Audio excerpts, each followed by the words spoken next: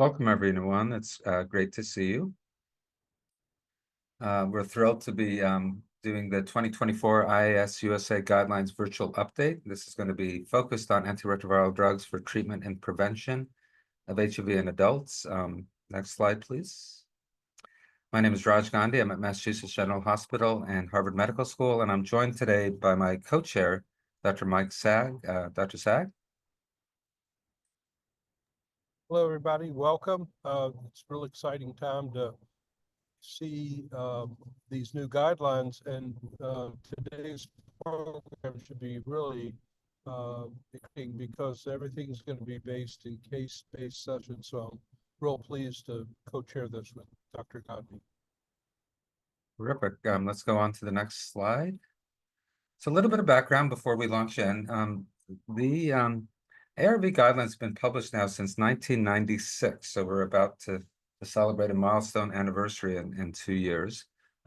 This year, they were published on World AIDS Day, and they're available through the Journal of the American Medical Association. Next slide. So JAMA published these on December 1st, and importantly, and this I want to underline, these guidelines are free to read, and do take time to look them through. We're going to cover the highlights during this course, but there's a lot more there, and I do think those of us who care for people with HIV and care for people in terms of preventing HIV will find a lot in those guidelines. So let's go on to the next slide.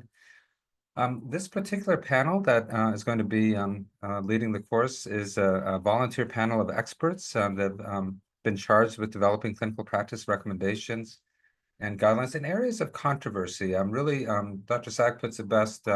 We ask ourselves, what would I say to a colleague if asked this question, and therefore I think we try to zero in on the topics that are most interest and most relevance to practicing clinicians. The funding for the guidelines is generously provided by IAS-USA, and again, we are all volunteers here. Next slide.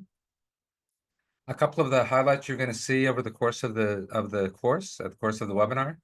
We're going to talk about initiating and changing antiretroviral therapy, prevention of HIV infection. We'll talk about comorbidities and substance use disorder in the setting of ART.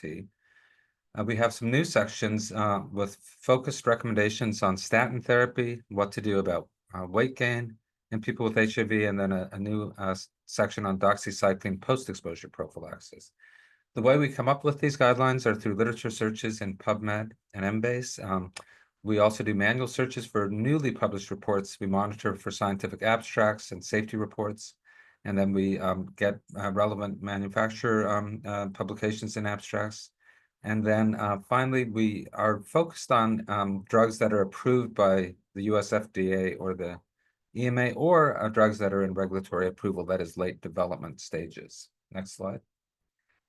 We won't go through this in detail, but when you read the guidelines, you'll see that we have different strengths of recommendations from the strongest A to more of an expert opinion C, and then we do give our readers the evidence behind it, how strong that evidence is in terms of the quality of that evidence. Next slide. A warm welcome to people really from around the world here in the US, but really, I would say pretty much every continent represented, maybe without Antarctica, but we'll get there someday. And but a good spread of people from really around the world. So let's go on. I think hopefully many of you, 131 of you, have taken the pre-activity knowledge and practice assessment. During the course of the webinar, we will go through those questions and talk about the answers and go through the reasoning behind those answers. So we're starting off with the score here, and we'll see where we get to at the end. Here's the CME information as well as the number of credits, and that's the categories of credits on your screen. And this is the grant support that really makes this webinar possible. So with that, last before we go on are the financial relationships. Those are all available in our e-syllabus book and have been resolved in advance. Next slide. Okay, a couple of logistics as we begin to transition to our first section. We hope and anticipate you will have questions and comments. Use the Q&A button in the navigation bar. Enter your question in the pop-out box, and then there will be a series of polls that will open in a new window choose your response from the poll and then hit submit. But for Q&As, comments, do use the Q&A box.